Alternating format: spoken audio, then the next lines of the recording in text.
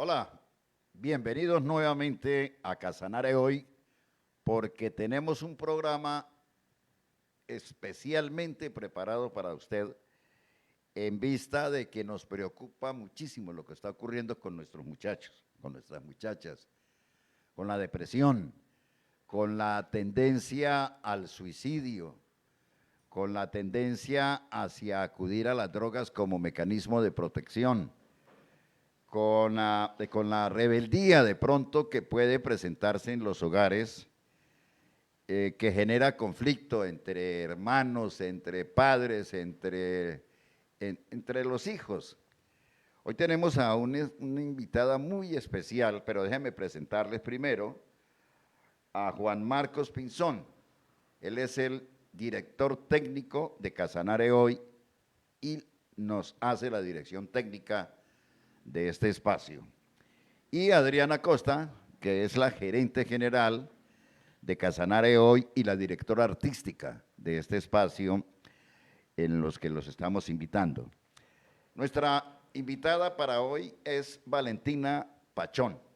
Ella ha dedicado buena parte de su vida, es una estudiante universitaria, reside en Bogotá, ella es yopaleña, reside en Bogotá, pero ha dedicado buena parte de su vida a investigar qué está pasando con los muchachos, con las muchachas, con los viejos, con las personas que se entristecen, que entran en estado de depresión, que recurren al suicidio, que recurren a las drogas como mecanismo de amparo o de esconderse de ese mundo que los acosa.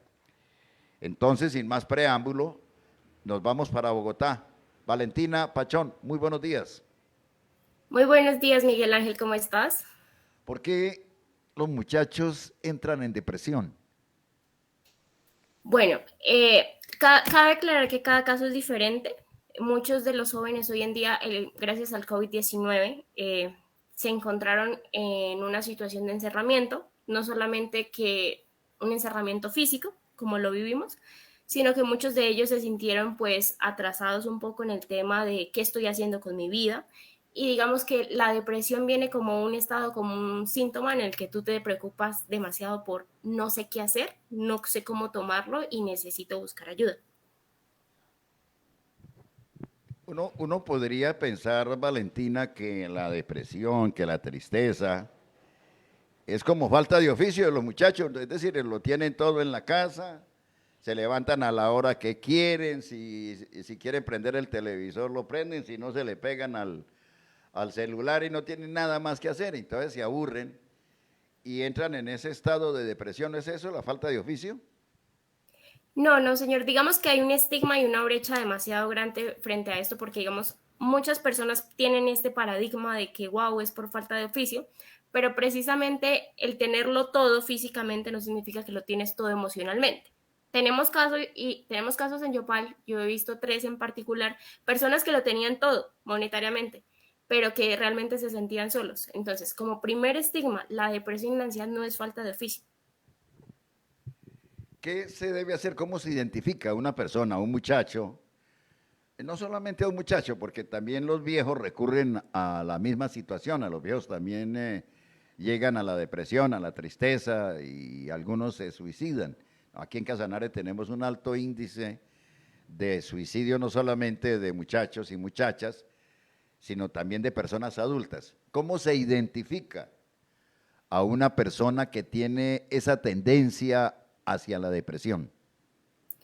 Hace poco la BBC News sacó un reporte precisamente con apoyo de psiquiatría y dice que muchas veces es cuestión de percepción. Y uno dice, pero ¿cómo así percepción? Y percepción significa estar muy pendiente de las personas a tu alrededor. No es tan complicado, la verdad es tener un poco más de empatía, porque a veces nosotros estamos tan concentrados en nuestro trabajo, en nuestra vida, y eso está muy bien, perfecto, pero también debemos ser conscientes que somos seres sociales, seres que viven en comunidad, y como comunidad debo preocuparme por el otro. Ahora, la depresión y la ansiedad son síntomas que vienen de a poco. Entonces, si tú, por ejemplo, ves que una persona en su diario vivir, en su día a día, está tomando cierto tipo de actividades, como por ejemplo que ya se niega a hacer ciertas cosas, tú puedes preguntarle, ¿qué te pasa? ¿En qué te puedo ayudar? Miguel Ángel, son dos preguntas que parecen sencillas, pero que no las hacen. Los muchachos y las muchachas pues no tienen la presión de las deudas, mientras que las personas adultas de pronto viven acosadas por la cantidad de compromisos económicos que adquieren para mantener estable a sus familias o para otras cosas. Y diría uno que el adulto más o menos formado, pues tendría mayor posibilidad de llegar a los terrenos de la depresión o de la tristeza, pero no ocurre es en las personas que lo tienen todo, que no tienen ese tipo de compromisos, que no están acosados por el imperio económico del mundo moderno.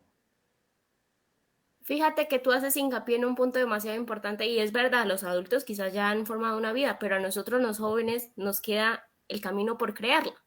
Suena fácil, pero en esta época que estamos viviendo es difícil. Es difícil para muchos jóvenes y muchos jóvenes hoy en día no saben qué hacer con su vida.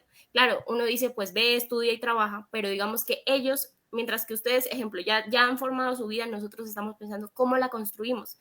Entonces vienen dudas como si fallamos, si no lo hacemos bien, si escogemos una carrera que no me gusta, si decepciono a mis papás. Ahora, todo eso en conjunto hace que los jóvenes, digamos, se sientan angustiados y es lo que causa esa ansiedad también por el futuro. Esa ansiedad, Valentina Pachón, es mucho más crítica en los hombres o en las mujeres. En las mujeres digo yo porque como hay un cambio en su estructura corporal, en su cuerpo, de pronto las mujeres quieren verse lindas y de pronto se ven feas, se ven gordas y eso los lleva al borde, al precipicio de la tristeza, de la depresión, de la desesperanza. No, no, señor, y fíjate que según los índices y las tasas, se suicidan más los hombres que las mujeres. Entonces acá viene otro estigma importante y es que en esto de la depresión y la ansiedad y para todas las personas que nos escuchan son enfermedades silenciosas. ¿Por qué? Porque tú no sabes que las estás sintiendo solo cuando ya digamos que detonan. En el caso de las mujeres, claro, nosotros tenemos la transformación física, el peso quizás de una belleza, de un estándar, pero los hombres que no tienen, los hombres precisamente desde hace mucho tiempo se les ha enseñado no deben ser vulnerables, no deben llorar, no deben expresar sus emociones y muchos, por ejemplo, cargan con el peso de, yo soy el que debo aportar económicamente y ellos precisamente tampoco son escuchados. Entonces, diría que un poco más los hombres, aunque la tasa para este año está en igualdad. Valentina, aquí hay una pregunta importante y me la está haciendo alguien que está viendo un cibernauta. ¿Cuándo corre el peligro un muchacho, una muchacha de caer en la drogadicción? Yo creo que lo que te decía al inicio, cada caso es diferente. Digamos, yo decirte acá cuando ya sienta esto general sería equivocarme, pero sí creería bastante que más allá de la drogadicción, pongámoslo como todos buscan un escape.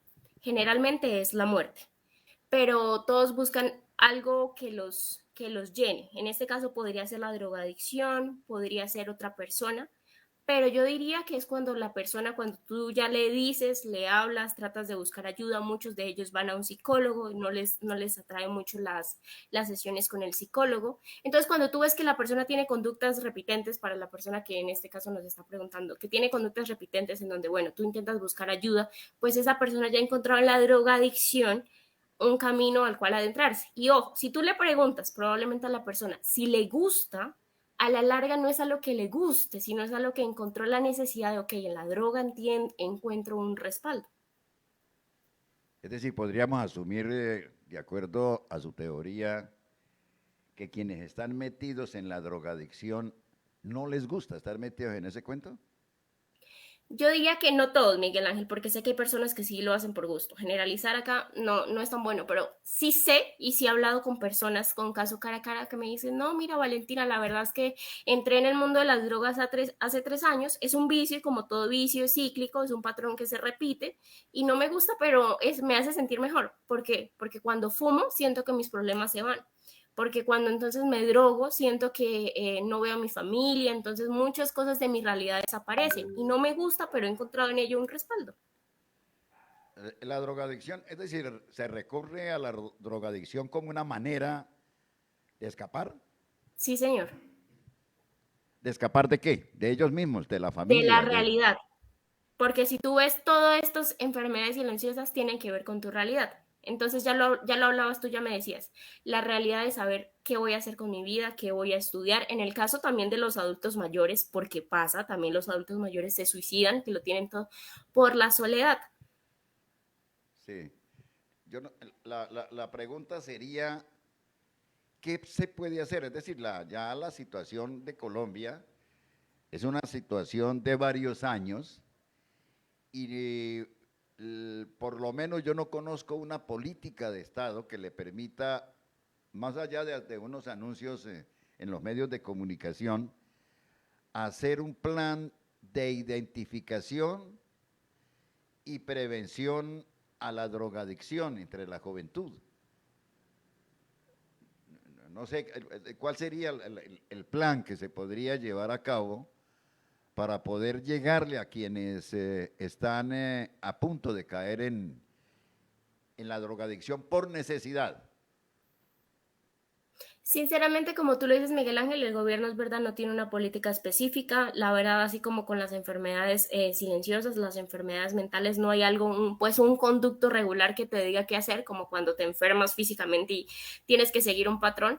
Pero yo sí recomendaría mucho la atención. Mira, este tipo de cosas que estamos haciendo y que venimos haciendo hace algún tiempo contigo nos ha ayudado a visibilizar el problema y yo siempre te he dicho, lo primero y lo más importante es visibilizar el problema y ser conscientes de que existe. Ahora, con las personas que están teniendo esto de drogadicción, que ya es una adicción, entonces tú debes identificar la persona, buscar ayuda, que somos las personas que estamos ahí para buscar ayuda. Y nosotros, por ejemplo, en mi caso, estamos trabajando con una línea de psicólogos, de psiquiatras, de personas que saben del tema, porque no es lo mismo abarcar una droga, pues algo tan adictivo como una droga, a abarcar otra cosa. Entonces nosotros tenemos el personal idóneo, entonces lo ideal es que las personas nos busquen, así como también en Yopal sé que hay una línea amiga en la cual se encarga de buscarlo, y pues que también no nos dejemos de mentiras. El gobierno lo único que hace es decir, mira, si tú estás a la droga, tenemos centros de rehabilitación, si estás en el asunto de alcohol, tenemos centros de alcoholes anónimos,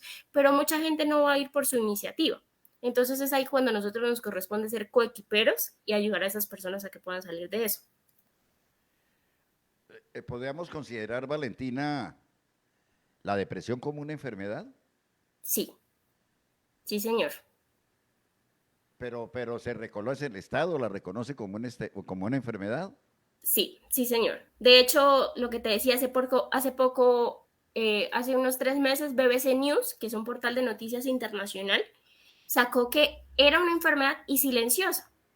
Lo que pasa es que, mira, Miguel Ángel, así como con los estigmas, nosotros no estamos acostumbrados a tomar y decir como, bueno, te sientes triste, estás enfermo, y es que también debemos ser conscientes de que no estamos en el mismo mundo de hace 40 años, ya no funcionamos con los mismos patrones, ahora la juventud se expresa de manera diferente y es en esta expresión, pues, en esta necesidad de expresar sus emociones, porque ahora somos un poco más enfáticos en eso, que debemos buscar nuevas alternativas. Por eso tenemos un portal web donde hablamos de depresión o ansiedad. Yo creo que hace 40 años era un estigma hablar de esto. Sí, sí, Valentina, el problema es que el paciente, si lo manejamos como una enfermedad, reconozca que es víctima de una enfermedad. ¿Sí se reconoce? Sí, sí, señor. ¿Y sabes por qué se ha reconocido? Gracias al trabajo que muchas personas han hecho. ¿Por qué lo digo? Porque, digamos, cuando yo inicié en este camino de la depresión y la ansiedad, que ya fue a empezar a estudiarlo, fue aproximadamente ya hace 4 años, mucha gente a mi alrededor lo tenía, lo padecía, pero no lo mencionaba por miedo.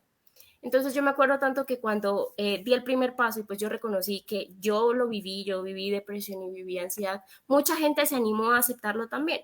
Y es como todo en la vida, si no vemos que alguien más se anima a hacerlo, a reconocerlo, es difícil aceptarlo también, pero sí hoy en día la gente lo reconoce y busca ayuda. Valentina, yo no sé, pero me da la sensación, usted me comenta de una experiencia suya. ¿Se siente vergüenza reconocer que se tiene esa enfermedad? La verdad, vergüenza, en mi caso no tanto, sino más tristeza. ¿Por qué? Y yo creo que a muchos les pasa, quizás que nos están viendo, por la familia. En mi caso, fue primero reconocer que tengo depresión ante mi papá, ante mi mamá, quizás ellos van a sentir que no están haciendo su trabajo bien y la verdad sí lo hicieron bien, pero es ese primer paso, ¿sabes? Entonces luego mi familia, entonces va a decir, no, en mi caso yo soy una persona que suele estar mucho alegre, mucho en movimiento, entonces que la gente tuviera ese primer estigma, ¿sabes? Fue difícil, pero yo los invito así, ustedes que están pasando esto, que quizás nos ven, no importa la edad, te invito a que des el primer paso de reconocerlo porque mira, no sabía que se me iba a abrir un mundo en el que las personas también se sentían identificadas conmigo y ya no es vergüenza, si no sabes qué siento y digo, ok, lo padecí, pero ahora estoy aquí para decirles que se puede superar, que se puede vencer y que yo estoy dispuesta a ayudarlos. Yo no sé la situación tan dramática como usted la presenta, por ejemplo, para el caso de su familia, su papá, su mamá, a Samuelito, que tanto lo queríamos en el pueblo.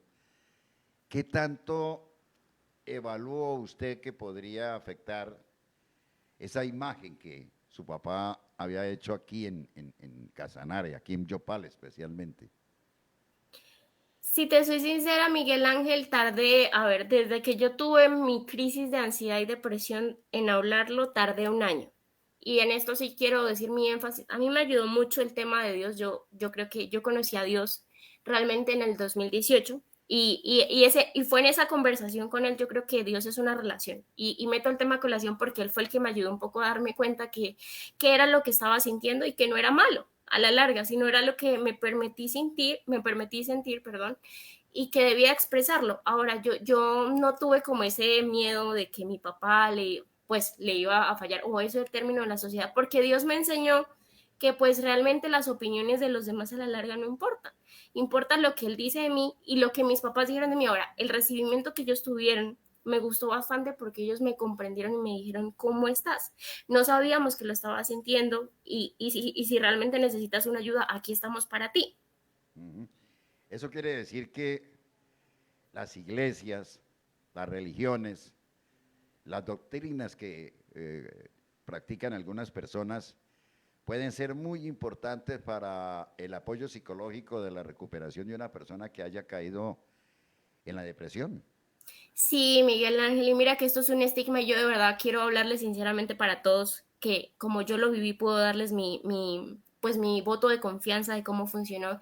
Y realmente las iglesias, actualmente hablo de las iglesias en Yopal, están trabajando fuertemente por también ser esas redes de apoyo, por también recibirte.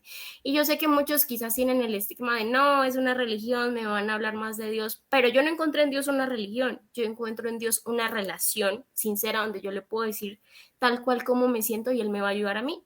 Y sé que así también hay un lugar especial para todos ustedes, quizás que ustedes han dicho, no sé a quién más buscar ayuda. Yo la encontré en Dios. Y yo pensé que él me sanó y que actualmente él me ayuda a enfocar, a trabajarme en mí y a mejorar y a tratar de ayudar a los demás también. Claro. Valentina, aquí hay una situación y es que cuando uno tiene un hijo, y ahora las familias son pequeñas, son uno o dos hijos, y es con un cuidado extremo la educación de estos muchachos. Todo le es prohibido. No se suba, no se baje, no haga esto, no haga lo otro por el riesgo que corre. Pero cuando sale a la calle se encuentra con el amigo que le dice, ¿cómo así que usted no puede? Usted puede. Usted es una berraca, usted es un berraco, ¿por qué no lo hace? Nos estamos equivocando los padres de familia en la educación. Sí, Miguel Ángel, yo creo que en este punto, y sin decir que todo lo que educan está mal, creo que seguimos repitiendo patrones de hace muchos años.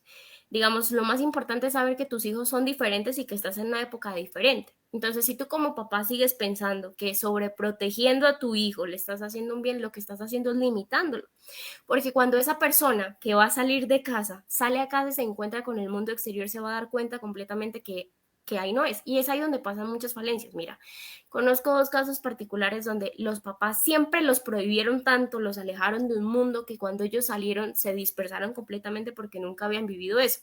Entonces el mensaje hoy, tengamos límites claros, pero límites sanos. Ojo, sobreproteger a un niño no es tener un límite sano. O sea, está bien cuidarlo, protegerlo, pero también permitir que el niño pueda ir creciendo y pueda irse desarrollando en la sociedad porque al fin y al cabo tú como papá también lo viviste. Entonces es también darle la oportunidad al niño y que seas consciente que estamos en una era digital. Y como era digital, estamos viviendo una transformación en los jóvenes.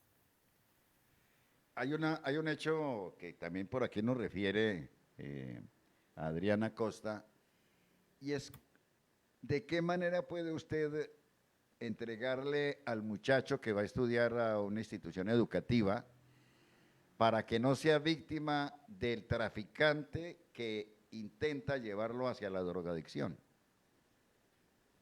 En la educación, Miguel Ángel, y digamos, tal vez sea una respuesta demasiado lógica, pero yo creo que parte de los valores que se enseñan en casa tú los reflejas afuera. ¿A qué me refiero? Yo creo que si tú, mira, el problema de las cosas es no hablarlas. Si tú en tu casa no hablas de drogadicción, de problemas quizás de dependencia sexual, de codependencia emocional, quizás tu hijo va a salir afuera y se va a dar cuenta que todo esto existe. Yo sé que muchos papás tienen mitos y quizás miedos de que, ay, no sé si hablarle esto a mi hijo, no sé si está muy pequeño, no sé si hablarle sobre educación sexual. Son términos necesarios. Más actualmente en una generación que va 4 por mil y que todo lo vas sabiendo, tú ya a los 12 años ya eres consciente y estás abierto al mundo. Entonces yo creo que, digamos, en el caso de las drogas, particularmente si tú le enseñas a tu hijo, mira, esto son las drogas, esto pasa si traficas drogas, legalmente esto puede pasar y no lo cohibes, sino que le muestras en casa, yo creo que tu hijo saldrá con una idea diferente al mundo de, ok, ya soy consciente de esto, ya sé que eso no me conviene y él decidirá. La gente tiene la tendencia a deprimirse en el ambiente escolar, allá donde es víctima del bullying o donde puede hacer bullying. Sí, y de hecho es el caso del digamos, la primera cercanía que tiene el joven. ¿Por qué? Porque cuando tú estás, no sé, hablo desde educación primaria, y yo sé que muchas personas por acá lo pasaron, yo lo viví, el bullying es lo más grave. Porque tú estás, todavía no eres consciente de la persona que te estás ya en mente, sino que estás formándote. Entonces, mucha gente en el colegio se vive en los momentos más difíciles. Y yo creo también, Miguel Ángel, por la presión de las notas. Seamos sinceros, yo creo que actualmente el hecho de que a un chico le vaya mal en matemáticas, pero bien en artística, no significa que sea un bobo o un inadaptado. Significa que tiene ciertos talentos. Y acá es donde viene la invitación a los padres. Sepan reconocer en qué es bueno sus hijos o sus nietos. Entonces, si tú ves que tu hijo tiene más tendencia artística, ok, inscríbelo a cursos, no lo regañes por no saber matemática. O si tú puedes enseñarle matemática, que entienda, pero también es aceptar que estamos en una época diferente. Pero el problema entonces se vuelve en el interior de la institución educativa, donde al muchacho, a la muchacha le están pidiendo un mínimo de rendimiento en cada una de las materias. Y si usted dice, pues tiene talento para determinadas cosas, para la matemática y no para la artística, entonces pierde el año porque no pasó artísticas. Digamos que no le veo mucho problema al rendimiento académico porque es lo básico, sino es más hacia cómo lo toman los papás. ¿Por qué? Porque sé de chicos que, ok, lo logran llevar el año normal, pero los papás en casa es, usted no sirve para nada, o digamos mucho en la presión en el área educativa, no digo por parte del área, sino por los que están a tu alrededor. Tú ves que cierta persona es mejor en matemáticas y tú dices, no, yo ya no sirvo para esto. Son esas falsas ideas y también yo creo que influye mucho el refuerzo de los papás. ¿Por qué? Porque si tú le enseñas a tu hijo desde casa que una matemática, que okay, es importante para la vida, pero que no te define, no es importante para ti, mucha gente se suicida, Miguel Ángel, por no pasar un año escolar. Y uno dice ahí, pero ¿por qué esa presión? ¿Será que los papás lo estaban presionando? Entonces también ser muy conscientes desde casa, papás, como trabajo importante. Ok, la matemática es importante, te enseño en qué área te puedo reforzar, en qué necesitas mejorar. Ya no desde el punto de la crítica, de la negación, usted no sirve para nada, sino ven hijo, creo que estás fallando en esto, te puedo ayudar en esto, hagamos un curso. Ahora es más de buscar ayudas externas. Eso me da la sensación de que es una doble presión. Una, la que ejercen los familiares, el papá, la mamá de este muchacho o esta muchacha, y la otra presión la que se ejerce en la institución educativa. Entonces, usted está siendo víctima como estudiante de una doble presión. Es decir, aquí usted no sabe, no quiere estudiar lo que significan los Alpes suizos, cuando a mí me interesan, por ejemplo, los farallones de Agua Azul. ¿Eso me genera un problema que me puede llevar a la depresión? La verdad sí, y pasa y es evidente. Y ya han habido casos, Miguel Ángel, porque realmente es en esa etapa donde uno se está descubriendo. Imagínate, yo creo que es algo silencioso. Yo creo que de por sí en la institución tenemos la presión de sacar una nota, de ser alguien, quizás algunos de ser populares, de ser conocidos, de wow, ¿qué dirán los demás? Pero a la larga, ¿por qué ejercer esa presión? O sea, yo creo que es mucho también que las personas hoy en día, ¿sabes? Y lo hemos visto mucho en los medios.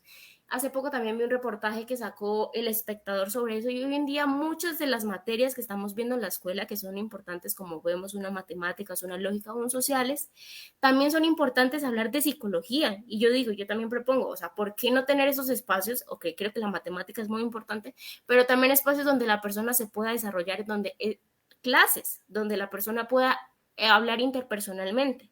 Yo creo que si los colegios implementaran un poquito más este currículum, muchas personas se sentirían más seguras en el ámbito de clase.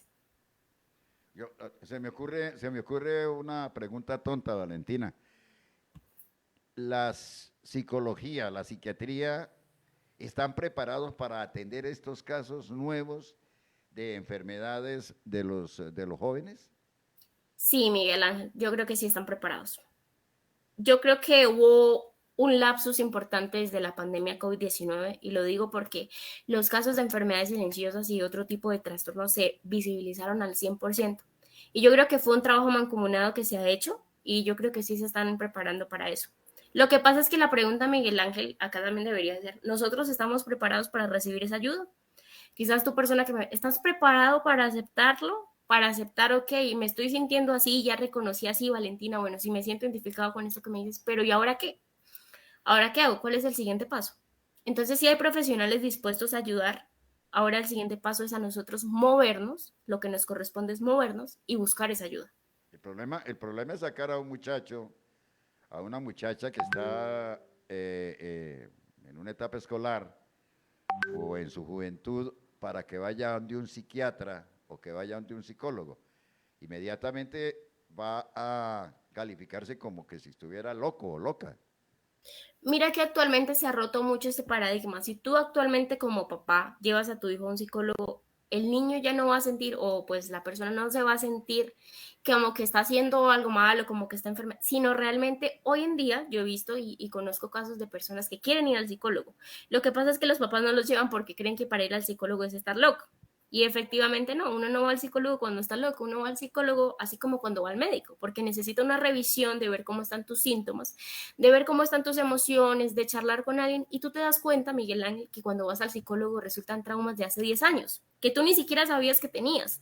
Entonces muchos de esos patrones de ansiedad, de depresión, tú los estudias a la larga, encuentras con que esos síntomas ya venían desde que eras pequeño. No sé, por algo que un compañero te hizo, de pronto en primaria alguien te trató mal, un profesor te dijo que tú no servías para nada. Y como eso nunca se habló, nunca se visibilizó, porque pensamos, ay, eso es una bobada, o sea, crezca, ya madure, no le ponemos atención. Adriana Acosta, que es la gerente de Casanare hoy, quiere proponerte la posibilidad de que estés presente en este espacio, en este espacio cibernético en Casanare hoy.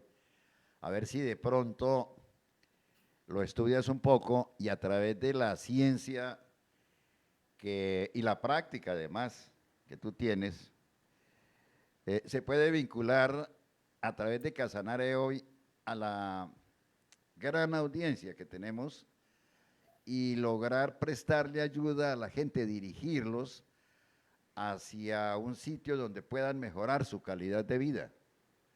Entonces la propuesta de Adriana Costa es invitarte para que participes, dirijas, hagas un programa, siquiera cada 8 días, que les permita a la sociedad, no solamente de Casanare o de Yopal, sino del país, entender por qué ocurren las cosas. ¿Lo aceptarías? Claro que sí, de hecho me encanta esto que estamos haciendo, pues yo estudio comunicación social y periodismo y parte de mi pasión es informar, parte de mi pasión es visibilizar y qué mejor que visibilizar otra cosa de las cosas que me fascina que son las enfermedades, todo el asunto de la psicología. Yo encantada de aceptar esta invitación. Igualmente a las personas que nos están viendo ahora mismo, nuestros canales de ayuda están dispuestos. Mira, hoy Casanare hoy acaba de dar un paso grande en la historia y es abrir estas puertas a las personas, a la comunidad, para que todo aquel que quiera buscar una ayuda lo encuentre. Y claro que sí, yo feliz de poder colaborarles en lo que pueda, estoy a la orden. Y esa ayuda es completamente gratuita, se la ofrece Casanare hoy a través de Valentina Pachón, una casanareña que está haciendo un trabajo grande, un trabajo de investigación inmensamente grande en Bogotá, profesionalizándose para poder ofrecerle a los casanareños, a los yopaleños, a sus paisanos, a los colombianos, una ayuda en la parte psicológica, a ver de qué manera mejoramos la calidad de vida de nosotros. Valentina, llegamos al final, pero seguramente vamos a tener, de acuerdo a las charlas que usted tenga con Adriana, unos programas más adelante y a ustedes, amigos cibernautas, pendientes de estos. ¿Le parece? Claro que sí, Miguel Ángel, muchas gracias por la invitación y a las personas que nos ven como último mensaje, les quiero decir que, vean, nada es demasiado malo para aceptarlo o para admitirlo y el hecho de que pases por eso no te va a hacer menos persona, no te va a hacer menos profesional. Te invito a que busques ayuda y mira que hoy la puedes encontrar en Casanare hoy. Recuerden que estamos dispuestos para servirles, que Dios los bendiga y que tengan un gran día. Bueno, reciba usted un abrazo grande de Juan Marcos Pinzón, que es la parte técnica que tenemos aquí en Casanare hoy, y de Adriana Costa, que seguramente van a estar comunicándose vía telefónica. Buen día. Buen día, hasta luego. A ustedes, amables cibernautas, un buen día. Casanare hoy, todo lo que debes saber.